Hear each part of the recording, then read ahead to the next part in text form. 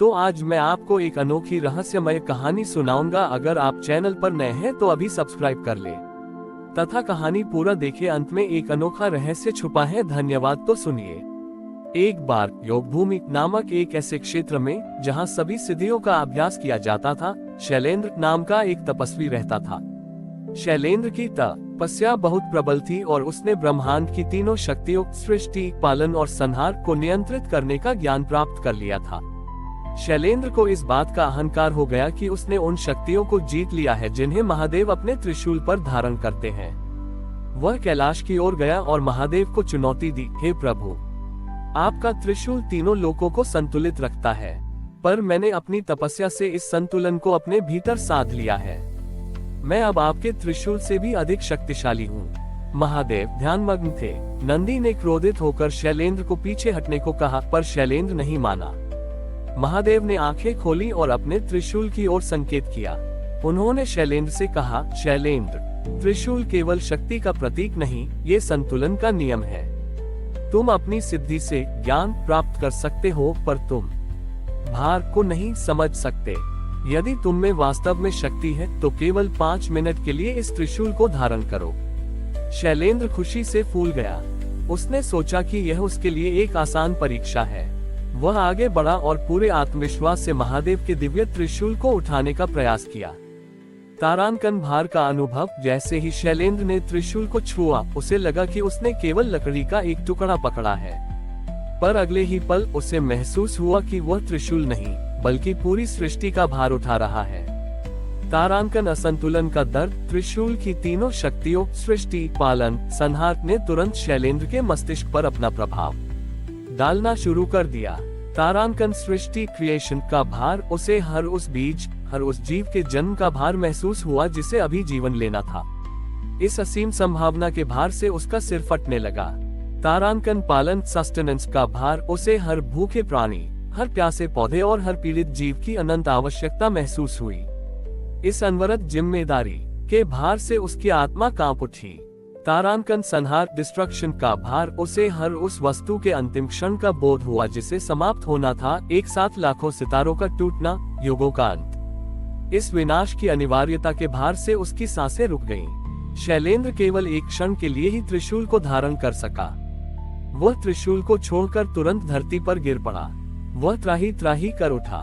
उसके ज्ञान और सिद्धियों का अहंकार चूर चूर हो गया। महादेव ने धीरे से त्रिशूल को वापस अपनी जगह पर स्थापित किया और कहा, ग्रेटर देन शैलेंद्र, त्रिशूल की शक्ति को जीतना आसान है, पर इसके संतुलन के भार को धारण करना असंभव। तुम सृष्टि, पालन और संहार के विचार को जानते थे, पर तुमने हर क्षण उस भार को अनुभव नहीं किया। यही मेरा तप है। Greater than. महादेव ने आगे समझाया, सच्चा शासन शक्ति में नहीं है बल्कि असीम संतुलन में है। एक साथ जन्म देना और संहार करना, प्रेम करना और दंड देना।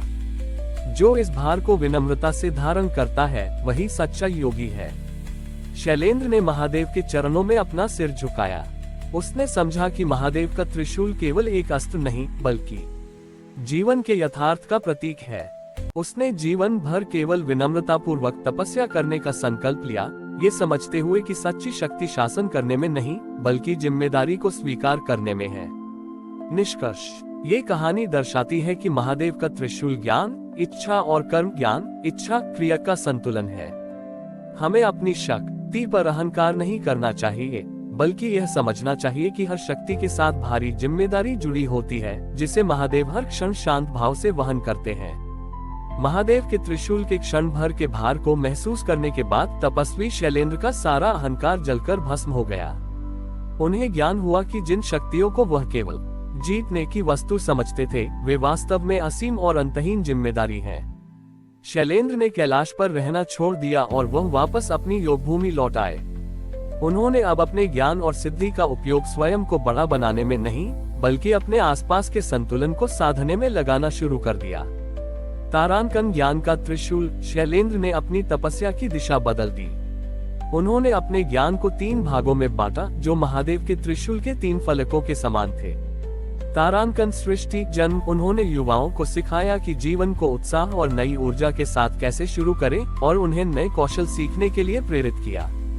तारांकन पालन जीवन उन्होंने वृद्धों और गरीबों की सेवा में अपना समय लगाया, ये सुनिश्चित करते हुए कि समाज में कोई भी आवश्यकता से अधिक पीड़ित न हो। तारांकन संहार अंत उन्होंने लोगों को अनावश्यक लगाव और बुरी आदतों को छोड़ने का महत्व सिखाया। उनका मानना था कि आत्म सुधार के लिए पुरानी आदतों का संहार आवश्यक है। तारांकन राजा का असंतुलन। एक दिन योगभूमि के शासक महाराज विभ्रम शैलेंद्र के पास आए। महाराज बहुत चिंतित थे। उन्होंने कहा, हे तपस्वी, मैं अपने राज्य को संतुलित नहीं रख पा रहा हूँ। जब मैं सख्त न्याय करता हूँ संहार तो प्रजा मुझसे डरती है। जब मैं अत्यधिक उदार होता हूँ पालन तो चोर और अपराधी बढ़ जाते हैं। मेरा राज्य असंतुलित हो गया है। शैलेंद्र ने राजा को त्रिशूल की कहानी सुनाई। उन्होंने समझाया, महाराज, आप केवल दो ही कार्य करने का प्रयास कर रहे हैं, पालन और संहार। आप सृष्टि को भूल गए हैं। शैलेंद्र ने राजा को सलाह दी, ग्रेटर देन सच्चा राजा वह है जो त्रिशूल के तीनों गुणों का उपयोग करता है। आप केवल दंड, संहार या पुरस्कार पालन पर ध्यान न दें, बल्कि शिक्षा और अवसर सृष्टि पर ध्यान दें। यदि आप युवाओं को सही शिक्षा और काम के अवसर देंगे, तो अपराध संहार की आवश्यकता अपने आप कम हो जाएगा और आपको केवल पालन ही करना पड़ेगा। सृष्टि निर्माण का कार्य ही संतुलन का मूल है। Greater than. महाराज विभ्रम को ये ज्ञान बहुत पसंद आया। उन्होंने तुरंत राज्य में शिक्षा और कौशल विकास के केंद्र खोले। उन्होंने दंड, संहार को कम किया और प्रेमपूर्ण शासन पालन बढ़ाया, क्योंकि उनकी प्रजा अब स्वयं को आत्मनिर्भर सृष्टि बनाने में व्यस्त थी। देखते ही देखते महाराज विभ्रम का राज्य संतुलन और समृद्धि का केंद्र बन गया। शैलेंद्र ने अंततः समझा कि महादेव ने उन्हें त्रिशूल का भार इसलिए दिखाया था ताकि वे व्यक्तिगत सिद्धि की बजाय विश्व कल्याण की जिम्मेदारी को स्वीकार करें। उन्होंने अपने शेष जीवन को एक विनम्र सेवक के रूप में जिया, ये सुनिश्चित करते हुए कि उनके आसपास कोई भी प्राणी असंतुलन या कष्ट में न रहे। तपस्वी शैलेंद्र की कहानी हमें सिखाती है कि हमारे जीवन में हर कार्य, चाहे वह माता पिता बनना हो, कर्मचारी होना हो या नेता होना, जिम्मेदारी का त्रिशूल है। सच्ची शक्ति दूसरों पर शासन करने में नहीं, बल्कि जीवन की तीनों अवस्थाओं सृष्टि, पालन, संहार को विनम्रता और संतुलन के साथ स्वीकार करने में है। हमारी और भी आध्यात्मिक एवं अनोखी कहानियां देखने के लिए हमारे चैनल पर जाएं तथा धार्मिक एवं पौराणिक अनोखी कहानियां हमारे चैनल पर है। कृपया जाके देखें तथा हमारे चैनल को सब्सक्राइब करके रखें और वीडियो लाइक जरूर करें। धन्यवाद।